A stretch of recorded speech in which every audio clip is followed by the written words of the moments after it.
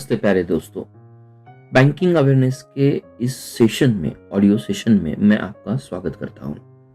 आज इस audio session का हमारा सब्जेक्ट है बैंक अकाउंट। हम सभी लोग जानते हैं, अगर बैंक अकाउंट की अगर बात आती है तो almost we classify bank account in 3 major categories. एक बैंक अकाउंट होते हैं जिसे हम डिमांड डिपॉजिट कहते हैं।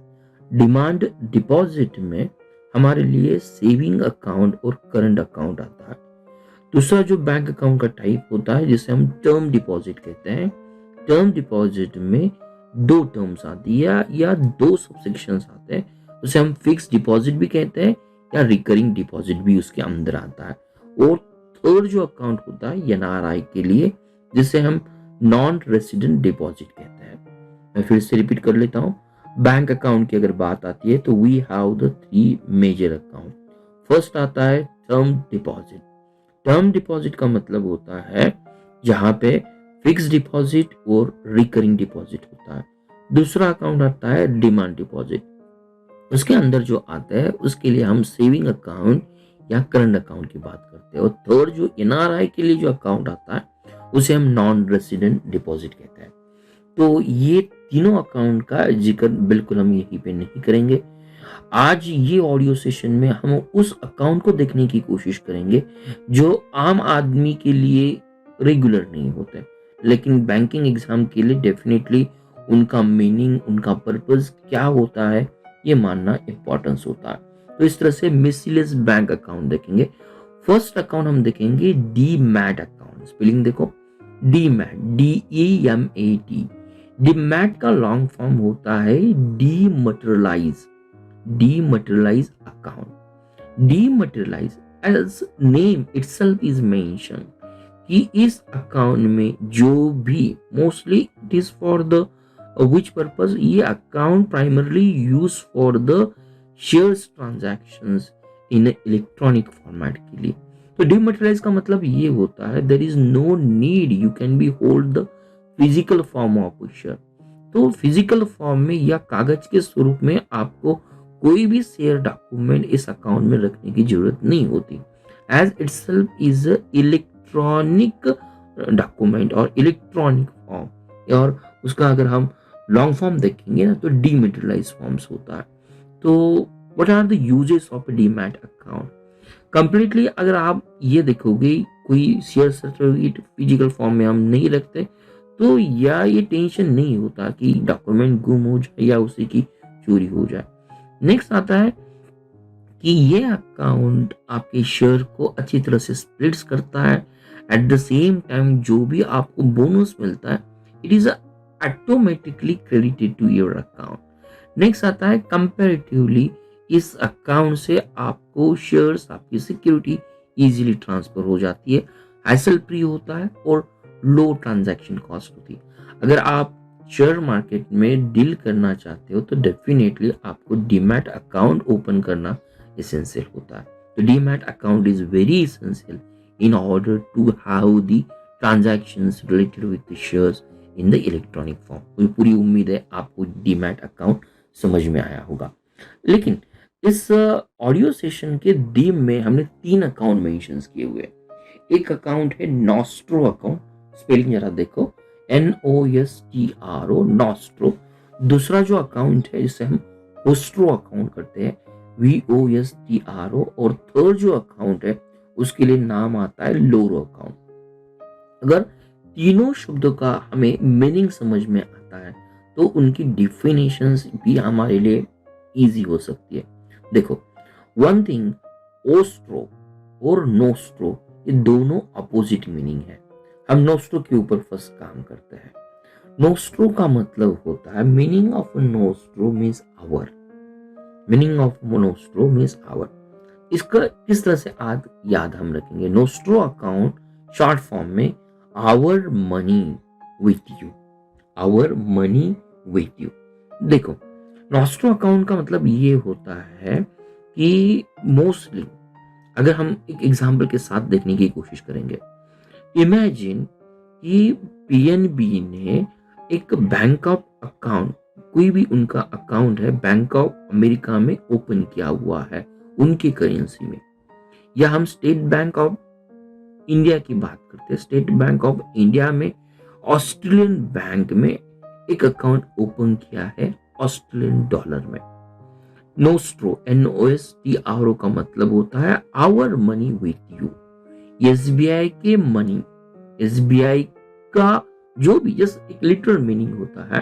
अगर एसबीआई का अकाउंट ऑस्ट्रेलिया के बैंक में होता है और ऑस्ट्रेलिया की करेंसी में, या पीएनबी का अकाउंट अमेरिकन बैंक में होता है यूएसए करेंसी के लिए, तो उसे हम नोस्ट्रो अकाउंट कहते हैं। होपफुली अगर आपको आवर मनी विथ यू ये कंसेप्ट समझ में आता है ना, तो it becomes the very easily.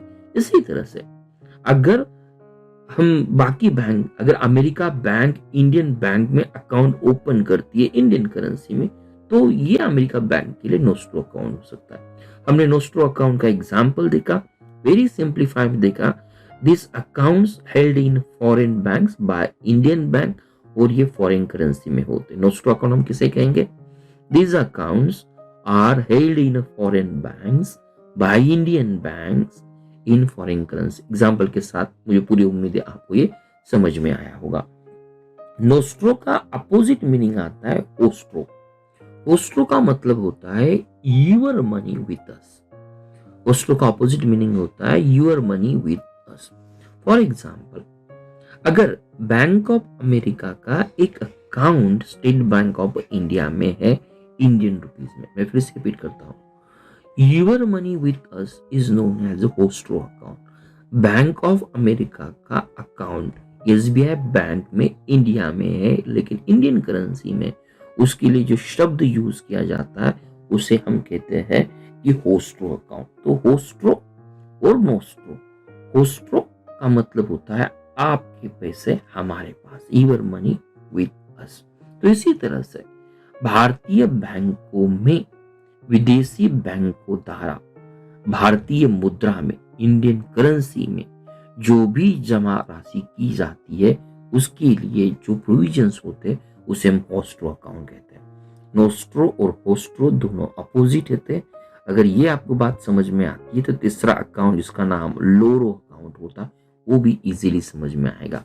Loro account समझने के लिए आपके पास में एक सिंपल एग्जांपल देता हूं। आप इमेजिन करो कि पंजाब नेशनल बैंक को कुछ ट्रांजैक्शन करने, इंटरनेशनल ट्रांजैक्शन करने हैं बैंक ऑफ अमेरिका के साथ। पीएनबी को इंटरनेशनल ट्रांजैक्शन करने हैं, डेफिनेटली इंटरनेशनल ट्रांजैक्शन हो गए तो यूएस डॉलर में करना पड़ेगा बैंक ऑफ अमेरिका के साथ। लेकिन यहाँ पे पंजाब नेशनल बैंक का कोई अकाउंट बैंक ऑफ अमेरिका में नहीं है। This is the conditions. अगर बैंक ऑफ अमेरिका में पंजाब नेशनल बैंक का अकाउंट नहीं है, लेकिन एसबीआई का यहाँ पे बैंक ऑफ अमेरिका में अकाउंट है, तो यहाँ पे जो पंजाब नेशनल बैंक है, definitely it will make a payment to the SBI, और हम ये कहेंगे जो एसबीआई बैंक का अकाउंट है, तो SBI bank definitely on the behalf of PNB bank make a transaction towards the bank of America. इसे हम लोरो अकाउंट कहते हैं। मैं फिर से रिपीट कर लेता हूँ कि पीएनबी को कुछ मनी ट्रांजैक्शन करने थे बैंक ऑफ अमेरिका के साथ, लेकिन पीएनबी का बैंक ऑफ अमेरिका में अकाउंट नहीं है। इसलिए अगर एसबीआई का बैंक ऑफ अमेरिका में अकाउंट है on the behalf of PNB, SBI will going to do the transaction. तो इसीलिए ये लोरो अकाउंट आता है। लोरो अकाउंट का मतलब क्या होता है? तीसरे बैंक के साथ लेन देन करने वाले दोनों बैंक के लिए।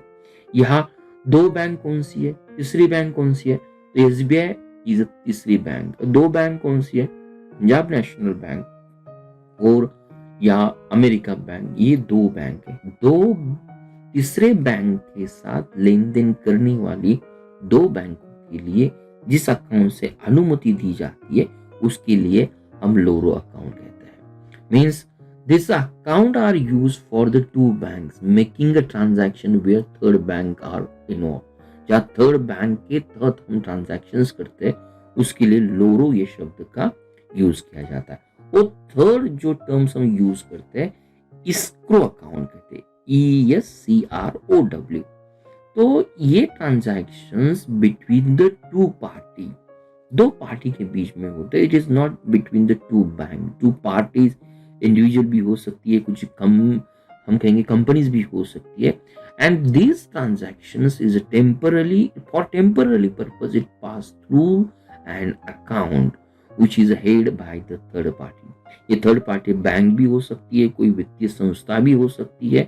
तो escrow अकाउंट का मतलब ये होता है, अब this account is useful for the transaction between the two parties were temporarily passed through an account which is held in a third party। तो escrow अकाउंट का मतलब दो पार्टी के बीच में टेम्पररी ट्रांजैक्शंस होता है, लेकिन ये टेम्पररी पास थ्रू होता है उस अकाउंट से जो थर्ड पार्टी का अकाउंट हो सकता है, या थर्ड पार्टी के लिए बैंक भी हो सकती है, या वित्तीय संस्था भी हो सकती है। और आज के वीडियो का लास्ट अकाउंट है गिल्ट, GILT। गिल्ट का मतलब होता है जो अकाउंट गवर्नमेंट सिक्योरिटी या ट्रेजरी बिल्ड या डिमैट फॉर्म में, दोनों गवर्नमेंट सिक्योरिटीज है और ट्रेजरी बिल्ड जिसको हम डीमटेरियलाइज फॉर्म में रखते हैं, उसके लिए गिल्ट अकाउंट का यूज किया जाता है। Mostly it is held and maintain by the investor with the primary dealers. जो प्राइमरी डीलर्स होते हैं उनके द्वारा ये अकाउंट को मेंटेन किया जाता है। This is the one thing we have to be the understand. तो मुझे पूरी उम्मीद है हमने यहाँ पे रेगुलर अकाउंट नहीं देखे, हमने ओस्ट्रो को देखा, हमने नोस्ट्रो को देखा, हमने लोरो को देखा, हमने इसरो को देखा, और हमने लास्ट देखा गिल्ड। हमने ये भी आपसे एक्सप्लेन कर दिया। ओस्ट्रो का मतलब यहाँ आपको मीनिंग या अंडरस्टैंड करने के लिए ओस्ट्रो और नोस्ट्रो दोनों अपोजिट टर्म है। नोस्ट्रो का मतलब होता है कि our money with you. If India's bank open its account in American bank in its currency, तो ये नोस्ट्रो बन जाता है। ओस्ट्रो का मतलब होता है योर मनी विथ अस। ये bank of America account India में ओपन करती है इंडियन करेंसी में, तो ये बन जाता है ओस्ट्रो। और loro account, if third parties is essential to do the transaction between the two party, तो ये जो अनुमति दी जाती है थ्रू थर्ड बैंक से, इसके लिए हम यूज करते हैं लोर। और इसरो का मतलब होता है कि दो पार्टी के बीच transaction, international transaction temporary pass through the third party account, escrow account बोलते हैं। डिमैट अकाउंट हमने देखा कि share transactions, in order to do the transaction in share we have the dematerialise form और इलेक्ट्रॉनिक फॉर्म में share के लिए जो अकाउंट होता है डीमैट अकाउंट कहते हैं। और लास्ट अकाउंट आता है गिल्ड, जहां ओनली प्राइमरी डीलर के लिए होता है जो गवर्नमेंट सिक्योरिटी और ट्रेजरी बिल के साथ डीमटेरियलाइज फॉर्म में ट्रांजैक्शन करते हैं। तो मुझे पूरी उम्मीद है आपको इंटरनेशनल ट्रांजैक्शंस में जो 3 अकाउंट होते हैं, ओस्ट्रो, नोस्ट्रो और जिसे हमने लारो का, ये भी आपको समझ में आया होगा। Definitely such type of the example ये हमारे लिए बैंक एग्जाम का जब, या बैंकिंग एग्जाम के लिए, मेन एग्जाम के लिए और साक्षात्कार जब हो जाता है इंटरव्यू के लिए, डेफिनेटली ये यूजफुल जरूर होगा। Thank you very much. Thank you for watching Target with Professor B's Positive Way. We request you to be a voluntary donator to become our prime and pride motivator.